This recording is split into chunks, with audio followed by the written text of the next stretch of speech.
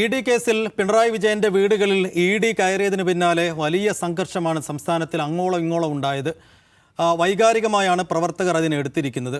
ഇപ്പോൾ ഇന്ന് തിരുവനന്തപുരത്തെ പിണറായിയുടെ വസതിയിൽ, ഒപ്പം കണ്ണൂരിലെ വീട്ടിൽ, മുഹമ്മദ് റിയാസിൻ്റെ വീട്ടിൽ, അങ്ങനെ സംസ്ഥാനത്തിനകത്തും പുറത്തുമായി 12 ഇടങ്ങളിലാണ് ഇ ഡി റെയ്ഡ് നടത്തിയത്. ഇന്നലെ ഹൈക്കോടതിയിൽ നിന്ന് ലഭിച്ച അനുമതിയുടെ പശ്ചാത്തലത്തിൽ മണിക്കൂറുകൾ മാത്രം പിന്നിടുമ്പോൾ അതിനാടകീയമായി പുലർച്ചെ എത്തിയാണ് ഈ റെയ്ഡെല്ലാം നടത്തിയത്. കാര്യമായൊന്നും കിട്ടിയില്ല എന്ന് ഇ ഡി തന്നെ പറയുമ്പോഴും ഇത് CPM അണികൾക്കിടയിൽ ഉണ്ടാക്കിയ വൈകാരികമായ വേലിയേറ്റം, ഇപ്പോഴും സംഘർഷം പൂർണ്ണമായും അഴിഞ്ഞിട്ടില്ല തിരുവനന്തപുരത്ത്. അപ്പോൾ ആ വിഷയം ആദ്യം സംസാരിക്കുകയാണ്. സർ, ഇത് ക്ലോസായിപ്പോയി എന്ന് CPM വിചാരിച്ചൊരു കേസാണ്. പക്ഷേ ഇന്നലെ ഹൈക്കോടതിയിൽ നിന്ന് പെട്ടെന്നൊരു അനുമതി കിട്ടുന്നു. മണിക്കൂറുകൾ മാത്രം പിന്നിടുമ്പോഴേക്കും ഇ ഡി എത്തുന്നു. പക്ഷേ പിണറായിയെ, തെരഞ്ഞെടുപ്പിൻ്റെ കേസിലൊക്കെ വലിയ എതിർപ്പുകളും വിമർശനങ്ങളൊക്കെ നേരിടുന്നതിനിടയിൽ പിണറായിയെ ചേർത്ത് പിടിക്കുന്നതാണ് നമ്മൾ എല്ലായിടങ്ങളിലും കാണുന്നത്. അപ്പോൾ ഈ കേസിൻ്റെ ഒരു സാധ്യതയും അതിൻ്റെ ഭാവിയും, ഒപ്പം ഇത് CPM-നകത്തുണ്ടാക്കിയ വൈകാരികമായ സംഗതികൾ എങ്ങനെയാണ്? അതായത് സൈഫു, ഈ ഇ ഡി എന്ന് പറയുന്നത് ഈ സമീപകാലത്ത് ഇത്രയധികം ശരവ്യമായ ഒരു സ്ഥാപനം, ഒരു അന്വേഷണ ഏജൻസി വേറെയില്ല, നമുക്കറിയാം. അത്രയധികം വിപുലമായ തോതിൽ ചീത്തപ്പേര് സമ്പാദിച്ചിട്ടുള്ളൊരു സ്ഥാപനമാണ്. അതിൻ്റെ ഒരു ചരിത്രം പരിശോധിച്ച് കഴിഞ്ഞാൽ തന്നെ ഇപ്പോൾ ഗവൺമെൻറ്റിൻ്റെ കണക്ക് പ്രകാരം അവർ 95% കൺവിക്ഷൻ റേറ്റ് ഉണ്ട് എന്നൊക്കെ ഗവൺമെൻറ് റെക്കോർഡ്സ് നോക്കിക്കഴിഞ്ഞാൽ നമുക്ക് കാണാം. എന്താ സംഗതി എന്ന് വെച്ചാൽ, കോടതിയിലെത്തി പരിഗണിച്ച് വിചാരണ നടന്ന കേസുകളിൽ 95% എന്നുള്ളതാണ്. അതേതാണ്ട് 58 കേസോ ഇത്രയാണ്. ഈ 58 കേസിലാണ് ഈ കാര്യം പറയുന്നത്. 2015 തൊട്ട് 2025 വരെ 5892 കേസുകളാണ് ഇ ഡി രജിസ്റ്റർ ചെയ്തത്. കള്ളപ്പണ കേസുകൾ, PMLA പ്രകാരമുള്ള, അതാണല്ലോ അവരുടെ ഏറ്റവും പ്രധാനപ്പെട്ട നിയമം. ആ നിയമപ്രകാരം 5892 കേസുകൾ രജിസ്റ്റർ ചെയ്തതിൽ ശരിക്കും പറഞ്ഞാൽ 8 കേസുകളാണ് അതിനകത്ത് തെളിയിക്കപ്പെട്ടത്. 8 കേസുകൾ മാത്രം. അങ്ങനെ ഒരു ഹിസ്റ്ററി ഉള്ള ഒരു ഏജൻസിയാണ് ഇ ഡി എന്ന് പറയുന്നത്. അതുകൊണ്ട് നമ്മൾ ആദ്യം ഈ വിഷയത്തിൽ തുടങ്ങുന്നത് തന്നെ ഇ ഡിക്ക് യാതൊരു തരത്തിലുള്ള ക്രെഡിബിലിറ്റി അവകാശപ്പെടാൻ കഴിയില്ല എന്നുള്ളത് തന്നെയാണ്. അതിൻ്റെ വിശ്വാസ്യത അങ്ങേയറ്റം സീറോയ്ക്കും താഴെ നിൽക്കുന്ന ഒരു കാലഘട്ടമാണ് കടന്നു പോകുന്നത്. അത് നരേന്ദ്രമോദി സർക്കാരിൻ്റെ വ്യക്തമായ ഇടപെടലിലൂടെ രാഷ്ട്രീയ പ്രതികാരത്തിന് വേണ്ടിയുള്ള കേസുകൾ ഉണ്ടാക്കുകയും നടപടികളിലേക്ക് പോവുകയും ചെയ്തൊരു ചരിത്രം മാത്രമാണ് സമീപകാലത്ത് അതിനുള്ളത്, മറ്റൊന്നുമില്ല. അതുകൊണ്ട് ഇ ഡി എന്ന് പറയുന്ന എൻഫോഴ്സ്മെൻറ്റ് ഡയറക്ടറേറ്റ് എന്ന് പറയുന്ന സ്ഥാപനം, ആ ഏജൻസി വന്ന് ഇവിടെ അടിച്ചു പൊളിച്ച് ഇവിടെ എന്തു വലിയ ബഹളം ഉണ്ടാക്കിയ ഒരു റെയ്ഡ് നടത്തിയാലും അത് കേരളത്തിലെ ജനങ്ങൾക്ക് മനസ്സിലാവും അതിൻ്റെ പിന്നിൽ ഒരു ചെറിയ ഉദ്ദേശമുണ്ട് എന്ന്. അപ്പോൾ അതാണ് അതിൽ ബേസിക്കായിട്ട് നമ്മൾ കാണേണ്ട ഒരു കാര്യം. ഞാൻ ഈ കേസിൻ്റെ മെറിറ്റിലേക്കല്ല വരുന്നത്. കേസിന് നമുക്ക് മറ്റൊരു തലമുണ്ട്, അത് ഞാൻ പറയാം. പക്ഷേ ഇ ഡി എന്ന ഏജൻസിയുടെ ഇന്നത്തെ നീക്കങ്ങളെ, അതിൻ്റെ വിശ്വസനീയതയെ സംബന്ധിച്ച് നമ്മളുടെ വിലയിരുത്തൽ അത് തന്നെയാണ്. അത് യാതൊരു സംശയമില്ല. നമ്മൾ എത്രയോ തവണ ഔട്ട് ഓഫ് ഫോക്കസിലേക്ക് അത് ചർച്ച ചെയ്തിട്ടുള്ളതാണ്. ഇനി ഈ കേസിൽ എന്താണ് ഇ ഡി ചെയ്യുന്നത്? ഈ കേസിൽ ഇപ്പോൾ CMR-ലും ഈ പറയുന്ന എക്സാലോജിക്കും ഉൾപ്പെട്ട പണമിടപാടുമായി ബന്ധപ്പെട്ട കേസിൽ എന്താണ് ഇ ഡിയുടെ ലക്ഷ്യം? എന്താണ് അവർക്ക് തെളിയിക്കാനുള്ളത്? അവർക്ക് തെളിയിക്കാനുള്ളത് എന്താണ്? അവരുടെ കേസ് എന്താണ്? ഇത് ഇപ്പോൾ വീണ എന്ന് പറയുന്ന മുൻ മുഖ്യമന്ത്രി പിണറായി വിജയൻ്റെ മകൾ അവിടെ നിന്ന് 1,72,00,000 രൂപ കൈപ്പറ്റി. ഈ കൈപ്പറ്റിയ പണം അനധികൃതമായി കൈപ്പറ്റിയതാണ്, അത് കള്ളപ്പണമാണ് എന്നാണ് അവർക്ക് തെളിയിക്കാനുള്ളത്. ഒരു സേവനവും അങ്ങോട്ട് കൊടുക്കാതെ കൈപ്പറ്റിയ പണമാണ്. അതുകൊണ്ട് അതിനെ സ്വാധീനിക്കാനുള്ള പണമായിട്ടാണ് ഇ ഡി കാണുന്നത്. ആ നിലയ്ക്കാണ് അതിൻ്റെ സ്റ്റാറ്റസ് അവർ കണ്ടിട്ടുള്ള കേസാണ് അവർ അന്വേഷിക്കുന്നത്. ഇതിൽ നോക്കൂ, ഈ പണം കൈപ്പറ്റിയിട്ടില്ല എന്ന് വീണ പോലും പറയുന്നില്ല. നമുക്കറിയാം ആ പണം കൈപ്പറ്റിയിട്ടുണ്ട്, അതിന് ടാക്സ് അടച്ചിട്ടുണ്ട്. അതേസമയം ഈ പണം കൈപ്പറ്റിയത് എന്തിനു വേണ്ടിയാണ് എന്നുള്ളത് അവർക്ക് വിശദീകരിക്കാനും സാധിച്ചിട്ടില്ല. എന്ത് സേവനം നൽകിയതിൻ്റെ പേരിലാണെന്ന്.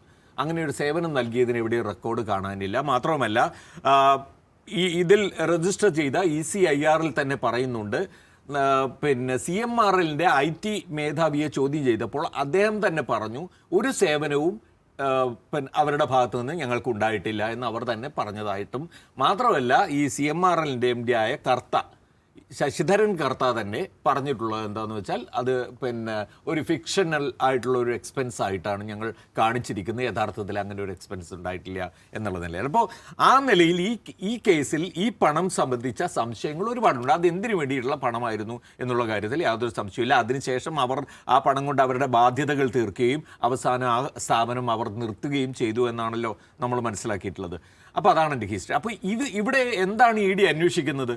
എന്താണ് അവർക്ക് തെളിയിക്കാനുള്ളത്? അവർക്ക് തെളിയിക്കാനുള്ളത് ഇത് ഒരു സേവനവും നൽകാതെ ലഭിച്ചിട്ടുള്ള പണമാണ്. ആ പണം അതുകൊണ്ട് തന്നെ അനധികൃതമായിട്ടുള്ള പണമാണ്, കള്ളപ്പണമാണ് എന്നുള്ളതാണ് അവർക്ക് തെളിയിക്കാനുള്ളത്. അതിന് എന്ത് അന്വേഷിച്ചിട്ടാണ് അവർ ഈ റെയ്ഡ് നടത്തുന്നത്? ഇതിപ്പോൾ വീണ ഈ രീതിയിൽ അത് സമ്മതിച്ചിട്ടുള്ള, അല്ലെങ്കിൽ അതിന് തെളിവ് അവർക്ക് ഓൾറെഡി കിട്ടിയിട്ടുണ്ടെങ്കിൽ മറ്റെന്താണ് അവർക്ക് കണ്ടെത്താനുള്ളത്? അവിടെ പണം ഒളിപ്പിച്ചു വെച്ചത് ആയിരുന്നോ ഈ റെയ്ഡ്? രണ്ടാമത് വേറെ എന്തെങ്കിലും രേഖകൾ, ഡോക്യുമെൻ്ററി ആയിട്ടുള്ള ഒരു എവിഡൻസും ഇപ്പോഴും അവരുടെ കയ്യിൽ ഈ വിഷയത്തിലില്ല. ഡോക്യുമെൻ്ററി ഒരു എവിഡൻസും ഇല്ല. ഈ മൊഴികളുണ്ട്, ആ പണം കൈമാറിയതിൻ്റെ രേഖയുണ്ട്. ആ പണം കൈമാറി എന്നുള്ളത് സമ്മതിക്കുന്നതാണല്ലോ, അതിന് GST അടച്ചിട്ടുണ്ട് എന്നുള്ളതാണല്ലോ. അപ്പോൾ അതിനൊന്നും യാതൊരു മറ്റ് തരത്തിലുള്ള അവിടെ ദുരൂഹതയില്ല. പക്ഷേ രാഷ്ട്രീയമായി പിണറായി വിജയനും വീണയും ഈ കാര്യത്തിൽ ഉത്തരം പറയേണ്ട കാര്യം ഉണ്ട്, ഇപ്പോഴുമുണ്ട്, എപ്പോഴും ഉണ്ടായിരുന്നു. ഇത് തുടങ്ങിയ കാലം മുതൽ ഇപ്പോഴും ഉത്തരം കിട്ടാത്ത ഉത്തരവാണ് എന്ത് സേവനത്തിനുള്ളതായിരുന്നു ആ പണം. അപ്പോൾ ഇങ്ങനെ നോക്കുമ്പോൾ ഈ എക്സ്പെൻസ് വീണയിൽ ഒതുങ്ങിയില്ല. മറ്റു പലരുടെയും പേരുകൾ കർത്ത പറഞ്ഞിട്ടുണ്ട് അല്ലേ? ഇപ്പോൾ ആഭ്യന്തരമന്ത്രിയായ രമേശ് ചെന്നിത്തല, വ്യവസായ മന്ത്രിയായ കുഞ്ഞാലിക്കുട്ടി ഉൾപ്പെടെ അല്ലേ? അപ്പോൾ അതുകൊണ്ട് ആ വഴിക്കൊന്നും അന്വേഷണം പോകാതെ ഇവിടേക്ക് മാത്രമായിട്ട് അന്വേഷണം ചുരുങ്ങുന്നതിനെ CPM ചോദ്യം ചെയ്യുന്നതിൽ ഒരുപക്ഷെ നമുക്ക് സംശയത്തിനുള്ള കാര്യങ്ങളും ഉണ്ടാകാം. പക്ഷേ കേസ് ഇപ്പോൾ വന്നു നിൽക്കുന്നത് അവർക്കെതിരായിട്ടുള്ള അന്വേഷണം നടത്താമോ ഇല്ലയോ എന്നൊരു CMRL തന്നെ അതിനെതിരായിട്ട് പോയ ഹർജി തള്ളിക്കളഞ്ഞുകൊണ്ട് ഹൈക്കോടതി അനുമതി നൽകുന്നത്. അപ്പോൾ ഇവിടെ നമ്മൾ മനസ്സിലാക്കേണ്ടത് രാഷ്ട്രീയ ലക്ഷ്യം EDക്കുണ്ട് എന്നുള്ള കാര്യത്തിലും അവരെ അതിന് നിയോഗിക്കുന്ന ഭരണകർത്താക്കളുടെ കാര്യത്തിൽ നമുക്ക് യാതൊരു സംശയവുമില്ല. അതേസമയം പിണറായി വിജയനും വീണയും മറുപടി പറയേണ്ട, പിണറായി വിജയനും വാങ്ങിയതായിട്ട് കർത്തയുടെ മൊഴിയുണ്ട് കേട്ടോ. ECIR പറയുന്നതാണ്, നമ്മൾ അത് ഇവരുടെ FIR എന്ന് വിളിക്കാവുന്ന ECIR പറയുന്ന കാര്യമാണ് പിണറായി വിജയന് പൈസ കൊടുത്തിട്ടുണ്ടെന്നുള്ളത്. അപ്പോൾ അതുൾപ്പെടെയുള്ള കാര്യങ്ങൾ അവിടെയുണ്ട്. അതിന് മറുപടി വേണ്ടതാണ്, അതിന് വിശദീകരണം വേണ്ടതാണ്. അത് രാഷ്ട്രീയമായോ നിയമപരമായോ ഇതുവരെ അത് വിശദീകരിക്കാൻ അവർക്ക് കഴിഞ്ഞിട്ടില്ല എന്നുള്ളത് വസ്തുതയാണ്. ഈ സാഹചര്യത്തിൽ നോക്കൂ സൈഫു, ഇന്നുണ്ടായ സംഭവങ്ങളോട് CPM പ്രതികരിച്ച രീതി ഒന്ന് നോക്കൂ. എന്താണ് ഞാൻ വിചാരിക്കുന്നത്? അവരുടെ പ്രവർത്തകർ തെരുവിലിറങ്ങുന്നതോ അവരതിനോട് പ്രതികരിക്കുന്നതോ അത് അക്രമാസക്തമാകുന്നതോ അതൊന്നുമല്ല വിഷയം. അതൊക്കെ സ്വാഭാവികമായിട്ട് ഒരുപക്ഷെ പിണറായിയെ പോലുള്ള ഒരാളുടെ വീട്ടിൽ കയറി ചെന്ന് റെയ്ഡ് നടത്തുമ്പോൾ സംഭവിക്കാവുന്ന കാര്യങ്ങൾ തന്നെയാണ് സംഭവിച്ചത്. നമ്മൾ ഇന്ന് വരെ പിണറായി വിജയനെക്കുറിച്ച് പ്രവർത്തകർക്കുള്ള മതിപ്പും ബഹുമാനവും ആദരവും ഒക്കെ നമ്മൾ നഷ്ടപ്പെട്ടു പോയിട്ടില്ല എന്ന് കാണുകയാണെങ്കിൽ അത് തന്നെയാണ് സംഭവിച്ചിട്ടുള്ളത്. പക്ഷേ മറ്റൊരു കാര്യം കണ്ട് ഈ നേതാക്കൾ മുഴുവൻ പ്രതികരിച്ചത് ആർക്കെതിരെയാണ്? VD സതീശനെതിരെ, രാഹുൽ ഗാന്ധിക്കെതിരെ, ഈ സർക്കാരും, അതായത് ഇപ്പോഴത്തെ സർക്കാർ മുഖ്യമന്ത്രി അവിടെ പ്രധാനമന്ത്രിയെ പോയി കണ്ടതിന് തൊട്ട് പിന്നാലെ ഈ സംഭവിച്ചത്. CPMന്റെ ഔദ്യോഗിക സെക്രട്ടേറിയറ്റിൻ്റെ വാർത്താക്കുറിപ്പിൽ പോലും അത് തന്നെയാണ് പറയുന്നത്, കണ്ടുമുട്ടിയതിന് ശേഷം. പകരം അവർ BJPക്കെതിരെ എന്നുള്ള ഒരു വാചക ഒരുപക്ഷെ നമുക്ക് കണ്ടുപിടിക്കാൻ കഴിഞ്ഞു എന്ന് വരും. അമിത്ഷായ്ക്കെതിരെയോ മോദിക്കെതിരെയോ കർശനമായി ഇപ്പോഴും അവർ സംസാരിക്കുന്നില്ല. സംശയകരമാണത്, ഞാൻ അങ്ങനെ അത് പറയും. സംശയകരമാണ്. ഇപ്പോഴും ആ സംസാരം എന്തുകൊണ്ട് ഉണ്ടാവുന്നില്ല? ആരെയാണ് അവർ ഭയക്കുന്നത്? അതിൻ്റെ കാര്യം എന്താണ്? ആഞ്ഞടിക്കേണ്ടത് BJPക്കും അവരുടെ സർക്കാരിനുമെതിരെയാണ്. ആ സർക്കാർ നടത്തിക്കൊണ്ടിരിക്കുന്ന രാഷ്ട്രീയമായ പകപോക്കലാണെങ്കിൽ ആ രണ്ട് പ്രധാനമന്ത്രിയുടെയും ആഭ്യന്തരമന്ത്രിയുടെയും പേര് പറയാത്ത ഒരു തരത്തിലുള്ള പ്രതിഷേധ പ്രകടനത്തിനും ഒരർത്ഥവുമില്ല. രാഹുൽ ഗാന്ധി പറഞ്ഞിട്ടുണ്ട്, രാഹുലിനെ അവരെ എതിർത്തോട്ടെ, അതിനകത്തൊന്നും നമുക്ക് തർക്കമില്ല. VD സതീശനെതിരെ ഇങ്ങനെ ഒരു ആരോപണമുണ്ടെങ്കിൽ അവരത് വെച്ചോട്ടെ, അതും അവരുടെ സ്വാതന്ത്ര്യമാണ്, തെളിയിക്കപ്പെടട്ടെ, അല്ലെങ്കിൽ ചർച്ച ചെയ്യട്ടെ, ജനങ്ങൾ ചർച്ച ചെയ്യട്ടെ. പക്ഷേ അമിത്ഷായ്ക്കും മോദിക്കുമെതിരെ ഒരു വാക്ക് പറയാത്ത പിണറായി വിജയൻ്റെയും മറ്റ് നേതാക്കളുടെയും ഇന്ന് സംസാരിച്ച മറ്റ് നേതാക്കളുടെയും ഒക്കെ പ്രസ്താവനകൾ എനിക്ക് സംശയകരമാണ്. നിഷാദ്, ഈ രാഷ്ട്രീയ ലക്ഷ്യം വെച്ച് തന്നെയാണോ ഈ EDയുടെ നടപടി? അങ്ങനെയെങ്കിൽ ഭരണത്തിലില്ലാത്ത പിണറായിയെ ഇപ്പം സ്കെച്ച് ചെയ്യുന്നതിൻ്റെ ലക്ഷ്യം എന്തായിരിക്കും? ഒപ്പം ആ പ്രതികരണ രീതി എങ്ങനെ കാണുന്നു CPMൻ്റെ? അല്ല, ഇതിനകത്തെ ഒരു കാര്യമുണ്ട്. അതായത് ഇത് രാഷ്ട്രീയ ലക്ഷ്യം വെച്ചാണെന്ന് ചോദിച്ചാൽ കഴിഞ്ഞ 10 വർഷമായി എൻഫോഴ്സ്മെന്റ് ഡയറക്ടറേറ്റ് എന്നൊരു സ്ഥാപനം പ്രവർത്തിക്കുന്നത് BJPയുടെ രാഷ്ട്രീയ താല്പര്യത്തിന് ഒരു ഇഞ്ച് അപ്പുറം പോകാതെയാണ്. BJPയോ BJPയുമായി ചേർന്ന് നിൽക്കുന്നവരോ BJPയിലേക്ക് വരാൻ താല്പര്യമുള്ളവരായിട്ടുള്ള ആരുടെയും വീട്ടിൽ ഏത് ഗുരുതരമായ ആരോപണം വരുന്നാലും ആ സംഘം കയറിയതായി നമുക്കറിയില്ല. എന്ന് മാത്രമല്ല ED എവിടെയെങ്കിലും ചെല്ലുന്നു, ആളുകളെ ഭയപ്പെടുത്തുന്നു. നേരത്തെ സാറ് പറഞ്ഞില്ലേ, അവർ ആയിരക്കണക്കിന് റെയ്ഡുകൾ നടത്തിയിട്ടുണ്ട്. പക്ഷെ അത് കേസുകളായി മാറുക, അത് കോടതിയിലെത്തുക എന്ന് പറഞ്ഞാൽ മാത്രം സംഭവിക്കില്ല. കാരണം ആ റെയ്ഡുകൾ എന്തിനാണ്? ആളുകളെ ഭയപ്പെടുത്താനാണ്. എന്തിനാണ് ഭയപ്പെടുത്തുന്നത്? ഒന്നുകിൽ ഞങ്ങളുടെ കൂടെ നിൽക്കുക, അല്ലെങ്കിൽ ഞങ്ങൾക്കെതിരായിട്ടുള്ള പരിപാടി അവസാനിപ്പിക്കുക, അല്ലെങ്കിൽ ഞങ്ങൾക്ക് ഇലക്ട്രൽ ബോണ്ട് വഴി പൈസ തരിക. ഈ പരിപാടിക്ക് വേണ്ടി ഉപയോഗിക്കുന്ന ഒരു വേട്ടനായക്കളുടെ സംഘമാണ് ED. അതുകൊണ്ട് അതിന് വിശ്വാസ്യതയുണ്ടെന്ന് ചോദിച്ചാൽ ഇല്ല, അത് രാഷ്ട്രീയ പ്രേരിതമാണെന്ന് ചോദിച്ചാൽ ആണ്. ഈ കേസ് എടുത്ത് പരിശോധിക്കും. നമ്മളിപ്പോൾ ഒരു ഉദാഹരണം പറഞ്ഞാൽ ജയമോഹൻ്റെ 100 സിംഹാസനങ്ങളിൽ പറയുമല്ലോ, ഒരു വശത്തൊരു നായാടിയും അപ്പുറത്ത് കേവൽ ന്യായവും വന്നാൽ നിങ്ങൾ ആരുടെ കൂടെ നിൽക്കും? ഇതിനകത്തൊരു പ്രശ്നം ചോദിച്ചാൽ ഈ കേസിൽ പിണറായി വിജയൻ്റെ മകൾ വീണ വിജയന് 1,72,00,000 രൂപ അദ്ദേഹം മുഖ്യമന്ത്രിയായിരിക്കുന്ന സമയത്ത് എന്തിന് കിട്ടിയെന്ന ചോദ്യം ഇപ്പോഴും ഉത്തരമില്ലാതെ നിൽക്കുന്ന ഒരു ചോദ്യമാണ്. പക്ഷേ ആ കേസ് അന്വേഷിക്കാൻ എൻഫോഴ്സ്മെൻറ്റ് ഡയറക്ടറേറ്റ് നരേന്ദ്രമോദിയുടെ കുറിപ്പടിയും മേടിച്ച് വരുമ്പോൾ നാം എതിർക്കേണ്ടത് എൻഫോഴ്സ്മെൻറ്റ് ഡയറക്ടറേറ്റിനെ തന്നെയാണെന്നാണ് ഞാൻ പറയുക. കാരണം എൻഫോഴ്സ്മെൻറ്റ് ഡയറക്ടറേറ്റ് എന്ന് പറയുന്നത് നരേന്ദ്രമോദിയുടെയും അമിത്ഷായുടെയും രാഷ്ട്രീയ പദ്ധതികൾ നിർവഹിച്ചു കൊടുക്കാനുള്ള ഒരു നിലയ്ക്കുമുള്ള ഇൻറ്റഗ്രിറ്റി ഇല്ലാത്തൊരു ഏജൻസിയാണ്. നേരത്തെ കൺവിക്ഷൻ റേറ്റിൻ്റെ കാര്യം പറഞ്ഞില്ലേ, കാരണം അത് വേട്ടയാടുന്നത് അങ്ങനെയാണ്.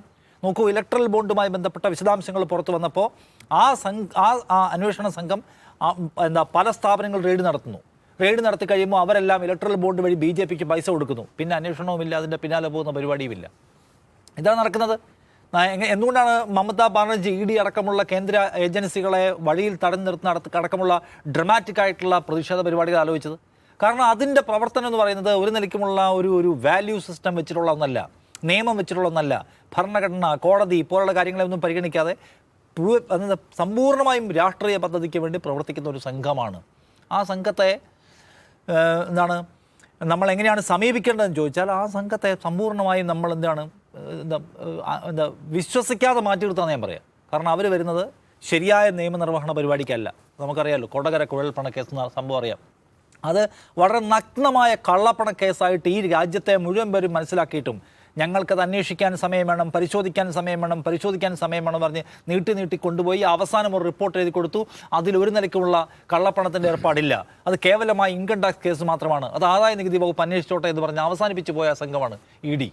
അപ്പോൾ അവർ പിണറായി വിജയനെ തേടി വരുന്നു എന്ന് വെച്ചാൽ അതിന് പല ഉദ്ദേശങ്ങളുണ്ട്. ഒന്ന്, തെരഞ്ഞെടുപ്പിൽ തോറ്റ് ദുർബലമായി നിൽക്കുന്ന ഒരു പാർട്ടി, അതിൻ്റെ തലപ്പത്തുള്ള ഏക ഒരു ടവറിംഗ് ലീഡർ എന്ന് പറയുന്ന പിണറായി വിജയൻ, അദ്ദേഹത്തെ ആക്രമിക്കുക, അദ്ദേഹത്തെ ദുർബലപ്പെടുത്തുക വഴി പാർട്ടിയെ, CPIM-നെയും ഇടതുപക്ഷ രാഷ്ട്രീയത്തെയും ആകമാനം ഇല്ലായ്മ ചെയ്യുക, അതുവഴി 3 എന്ന BJP നമ്പർ 30 ആക്കുക എന്ന് പറയുന്ന പദ്ധതി അതിനകത്ത് ഉറപ്പായിട്ടും പ്രവർത്തിക്കുന്നുണ്ട്.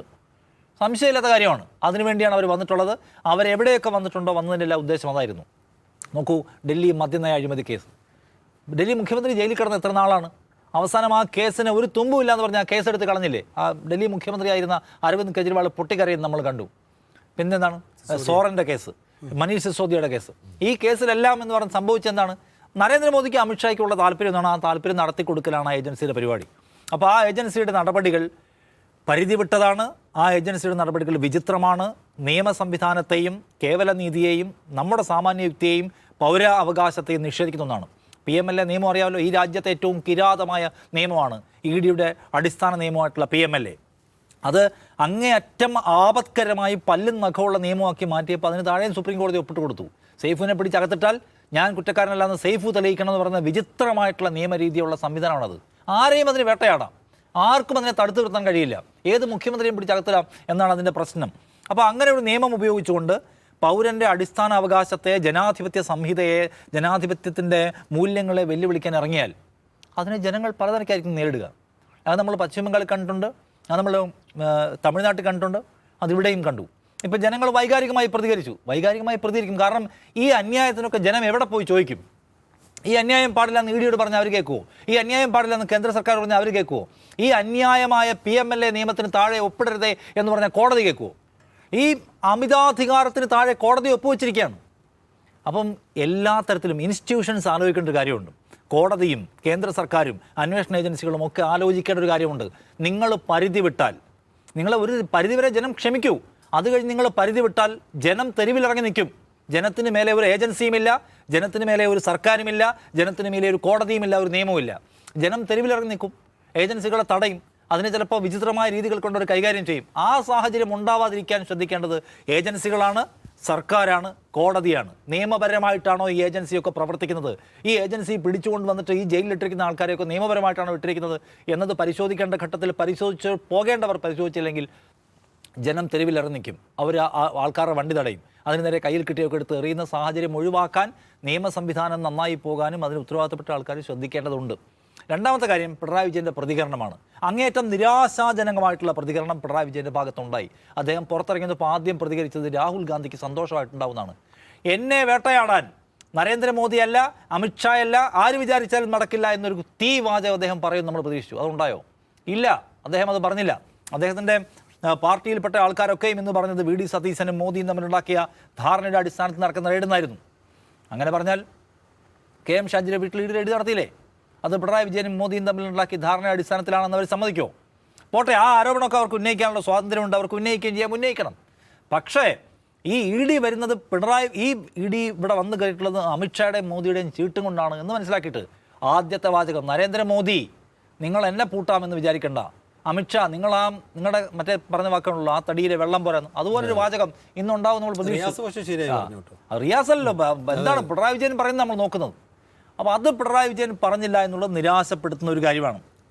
മൂന്നാമത്തെ കാര്യം, ഈ വിഷയത്തിൽ ഇപ്പോഴും അറച്ചറച്ച് നിൽക്കുന്ന ആൾക്കാരുണ്ട്. ഈ വിഷയത്തിൽ എങ്ങനെയാണ് നമ്മൾ വീണ വിജയനെ സപ്പോർട്ട് ചെയ്യുക, CPM സപ്പോർട്ട് ചെയ്യുക, അറച്ചെത്തിക്കുക. CPM സപ്പോർട്ടേഴ്സ്, സിമ്പതൈസേഴ്സ് ഉണ്ട്. ഈ തെരഞ്ഞെടുപ്പിൽ പിണറായി വിജയൻ്റെ നേതൃത്വത്തിലുള്ള CPIM അവരുടെ സ്ട്രോങ് ഹോൾഡ് ഏരിയാസിൽ പോലും തോറ്റുപോകുന്നതിൽ പിണറായി വിജയൻ്റെ മകൾ 1,72,72,00,000 രൂപ എന്തിനു വാങ്ങി എന്ന് മനസ്സിലാവാത്ത മനുഷ്യർ ചെയ്തിട്ടുള്ള വോട്ടുകൾ കൂടിയാണ് ആരെ തോപ്പിച്ചത്? CPM തോപ്പിച്ചത്. ഇപ്പോഴെങ്കിലും CPM state committee, state secretariat നേരത്തെ കുറിപ്പിറക്കിയിട്ടുണ്ട്. വിഷയത്തിൽ കുറിപ്പിറക്കണം. എന്തിനാണ് എക്സലോജിക് എന്ന് പറയുന്ന വീണ വിജയൻ്റെ കമ്പനി 1,72,00,000 രൂപ വീണ വിജയൻ എന്തിനാണ് വാങ്ങിച്ചത്? ഏത് സർവീസ് കൊടുത്തിട്ടാണ് വാങ്ങിച്ചത്? പിണറായി വിജയന് പറയാൻ പറ്റുന്നില്ല. അന്ന് പിണറായി വിജയൻ്റെ മകൾക്ക് വേണ്ടി രംഗത്തുണ്ടായിരുന്ന AK ബാലന് പറയാൻ പറ്റിയിട്ടില്ല. സംസ്ഥാന സെക്രട്ടേറിയറ്റ് ഇറക്കിയ കുറിപ്പിൽ അതില്ല. CPM ഒരു സാധാരണ സഖാവിന് പോലും പറയാൻ കഴിയാത്ത നിലയുണ്ട്. അതിൽ വ്യക്തത വരുത്തണം. അതിൽ വ്യക്തത വരുത്തിയാൽ ഈ കേരളം ഒന്നാകെ ഈ വേട്ടയ്ക്കെതിരായിട്ട് പിണറായി വിജയൻ്റെ പിന്നണിയിൽ അണിനിരക്കും, ഒരു സംശയവുമില്ല. അതുകൊണ്ട് CPM ചെയ്യേണ്ടത് ആ അവസാനത്തെ പഴുതു അടയ്ക്കലാണ്. അതെന്തുകൊണ്ട് പറയാൻ ഇപ്പോഴും പറ്റുന്നില്ല? ഈ മഹാതോൽവിക്ക് ശേഷവും പറ്റുന്നില്ല എന്ന് CPMമാരും ആലോചിക്കേണ്ടതാണ്. ശരിയാണ്, ഇന്നത്തെ ദിവസം പിണറായി വിജയൻ്റെ പിന്നിൽ അണിനിരക്കാൻ കോർ CPIമാരുടെ ഒരു സംഘം എല്ലായിടത്തും ഉണ്ടായിരുന്നു. പക്ഷേ ആ CPMകാർ മാത്രം ചേർന്നാൽ ഉണ്ടാകുന്ന ഒന്നല്ല CPM പാർട്ടിയും അതിൻ്റെ ഭരണാധികാരവും. അതിന് വലിയ തോതിൽ സപ്പോർട്ട് ബേസ് ഉണ്ടാവണമെന്നുണ്ട്. ആ സപ്പോർട്ട് ബേസിൽ എവിടെ ഒരു ട്രസ്റ്റ് ഇഷ്യൂ ഉണ്ടായിട്ടുണ്ടെങ്കിൽ അതിനിത് മകളുടെ 1,72,00,000 കാരണമാണെങ്കിൽ അതിൽ വ്യക്തത വരുത്തിപ്പോയാൽ ഈ പോരാട്ടത്തിൽ പിണറായി വിജയൻ്റെ പിന്നിൽ അണിനിരക്കാൻ കേരളത്തിന് കഴിയും. അണിനിരക്കുന്ന കേരളത്തെ തടയാൻ ഒരു വി ഡി സതീശനും പറ്റില്ല. പക്ഷേ അതിന് ചെയ്യേണ്ടത് എന്താണ്? ഈ പ്രശ്നം പരിഹരിക്കലാണ്. ഈ പ്രശ്നം പരിഹരിക്കാതെ ഞാൻ ഇപ്പോഴും വിചാരിക്കുന്നു ആ പൈസ വാങ്ങിച്ചിട്ടുള്ളത് അന്യായമായിട്ടാണ്. കാരണം പിണറായി വിജയൻ്റെ മകൾ വീണ നടത്തിക്കൊടുന്ന എക്സാലോജിക്ക് വിദ്യാഭ്യാസ സോഫ്റ്റ്വെയർ ഉണ്ടാക്കുന്ന കമ്പനി എന്നാണ് സ്വയം പരിചയപ്പെടുത്തിയിരുന്നത്. ഇപ്പോൾ വെബ്സൈറ്റ് പോലും ഇല്ല. വിദ്യാഭ്യാസ സോഫ്റ്റ്വെയർ ഉണ്ടാക്കുന്ന കമ്പനി എന്തിനാണ്? കരിമണൽ കമ്പനിക്ക് അവർക്ക് വളരെ മിനിമലായിട്ടുള്ള കമ്പ്യൂട്ടർ സോഫ്റ്റ്വെയർസ് മാത്രം ഉപയോഗിക്കുന്ന കമ്പനിക്ക് എന്ത് സേവനം കൊടുത്തിട്ടാണ് 1,72,00,000 രൂപ? അധികാരത്തിലിരിക്കുന്ന ആളുടെ മകളായതുകൊണ്ട് മാത്രം നൽകപ്പെട്ടതെന്നാണ് ഇൻട്രീം സെറ്റിൽമെൻറ്റ് ബോണ്ട് എഴുതി വെച്ചിരിക്കുന്നത്. സോ അത് വ്യക്തത വരുത്താൻ CPM എല്ലാ കാര്യത്തിലും എല്ലാ സാങ്കേതികത്വങ്ങളുടെ ഇഴകേറി വിശദീകരിക്കുന്ന ഒരു പാർട്ടിയാണല്ലോ. ആ പാർട്ടിക്ക് പറ്റണം എന്താണ് കൊടുത്തതെന്ന്. അറ്റ്ലീസ്റ്റ് അവർക്ക് പറ്റണ്ടേ? വീണ വിജയന് പറ്റണമല്ലോ.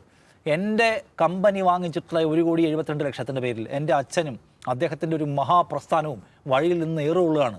അപ്പോൾ എനിക്കൊന്ന് വിശദീകരിക്കാൻ പറ്റണ്ടേ? വേറെ ഏതെല്ലാം കമ്പനികൾ അതെല്ലാം വിവാദങ്ങളുടെ കാര്യത്തിൽ വിശദീകരിച്ചിട്ടുണ്ട്. നമ്മളിവിടെ എന്താണ് ക്യാമറ വെച്ചില്ല, റോഡിലെല്ലാം ക്യാമറ വെച്ച് വലിയ വിവാദം ഉണ്ടായപ്പോൾ ആ കമ്പനികളെല്ലാം ഒന്ന് വിശദീകരിച്ചല്ലോ. അതുപോലെ ഈ കമ്പനിക്കും അതിൻ്റെ തലപ്പത്തിരിക്കുന്ന ആൾക്കും വിശദീകരിച്ചേണ്ട കുഴപ്പം. അപ്പോൾ അവർ സേഫായി വീട്ടിലിരിക്കുകയും അവരുടെ പാർട്ടി വഴിയിൽ നിന്ന് നനയുകയും ചെയ്യുകയാണ്. അതുകൊണ്ട് അത് വിശദീകരിക്കാനുള്ള ബാധ്യത ഒന്നിൽ അവർക്കുണ്ട്, അല്ലെങ്കിൽ അവരുടെ പിതാവിനുണ്ട്, അല്ലെങ്കിൽ പിതാവിൻ്റെ പാർട്ടിക്കുണ്ട്. അപ്പോഴേ ഇത് പൂർണ്ണമാകൂ ഈ പ്രതിരോധം എന്നാണ് എനിക്ക് തോന്നുന്നത്. ഈ കടകംപള്ളി സുരേന്ദ്രൻ ഇടയ്ക്ക് സംസാരിക്കുന്നുണ്ടായിരുന്നു, മീഡിയ വണ്ണിനോട് തന്നെയാണ്. അതായത് ഇതിനകത്ത് പിണറായി വിജയൻ്റെ വീട്ടിൽ കയറുന്നത് മാത്രമാണ്, വീണയുടെ കേസ് വേറെ ഉണ്ടാകാം, അത് അവർ നോക്കട്ടെ എന്നുള്ള സമീപനം അവരിൽ ചിലർക്കെങ്കിലും ഉണ്ട് എന്ന കാര്യത്തിൽ യാതൊരു സംശയവും. അത് നേരത്തെ എടുത്തൊരു സമീപനമാണ്. ബിനീഷ് കോടിയുടെ കേസ് ഉണ്ടായപ്പോൾ അന്വേഷണ സംഘം എന്തൊക്കെ തെളിവുകളുമായിട്ടാണ്, കണ്ടെത്തലുകളുമായിട്ടാണ് വന്നിട്ടുള്ളത് എന്ന് നമുക്കറിയില്ലല്ലോ. അപ്പോൾ അതറിയാതെ ഇപ്പുറത്ത് നിൽക്കുന്ന നമ്മൾ അതിന്മേലൊരു നിലപാട് സ്വീകരിക്കാൻ വേണ്ടി പാടില്ലല്ലോ. അങ്ങനെ എന്തെങ്കിലും ഉണ്ടെങ്കിൽ ആ കുടുംബം ശരിയായ നിയമ നടപടികൾ സ്വീകരിച്ചു പോകുമല്ലോ എന്ന് പറഞ്ഞു പിണറായി വിജയൻ. അന്ന് CPIM-ന്റെ PB അംഗവും സംസ്ഥാന സെക്രട്ടറിയുമായ ഒരു ഉന്നത നേതാവിനെ മകനെ കുറിച്ചാണ്. അത് കോടിയേരിയെ വേട്ടയാടാനുള്ള ആസൂത്രിത പദ്ധതിയായിട്ട് CPM-ന് തോന്നിയില്ല, പിണറായി വിജയന് തോന്നിയില്ല. ഇന്ന് പക്ഷേ മകൾ 1.25 കോടി വാങ്ങിച്ചത് എക്സ്പ്ലിസിറ്റ്, അതായത് നമ്മുടെ മുമ്പിലുള്ള യാഥാർത്ഥ്യമാണ്. ഇവിടെ സെർച്ച് ചെയ്യുന്ന ഏതൊരാൾക്കും ഇനി തെളിയിക്കാനില്ല. 1,72,00,000 രൂപ വീണ വിജയന് സർവീസ് ഒന്നും കൊടുക്കാതെ വാങ്ങിച്ചു എന്നുള്ളത് ഏതൊരു കോമൺ മാനും സെർച്ച് ചെയ്താൽ കിട്ടും. അങ്ങനെ ഇരിക്കെ പിണറായി വിജയനെ വേട്ടയാടാൻ മകളുടെ പേരിൽ കള്ളക്കേസ് ഉണ്ടാക്കുന്നു എന്ന് പറഞ്ഞാൽ അത് എവിടെ നിൽക്കുന്ന കാര്യമാണ്? ശരിയാണ്, അതിന് അവർ ടാക്സ് ഒക്കെ അടച്ചിട്ടുള്ളതാണ്. ടാക്സ് അടച്ചും പൈസ വാങ്ങിക്കാം. അഴിമതിക്ക് പല മാർഗ്ഗങ്ങളുള്ള കാലമാണല്ലോ. സോ അത് വിശദീകരിക്കുമ്പോഴാണ് CPM-ന്റെ പ്രതിരോധം പൂർണ്ണമാവുക എന്നാണ് ഞാൻ വിചാരിക്കുന്നത്.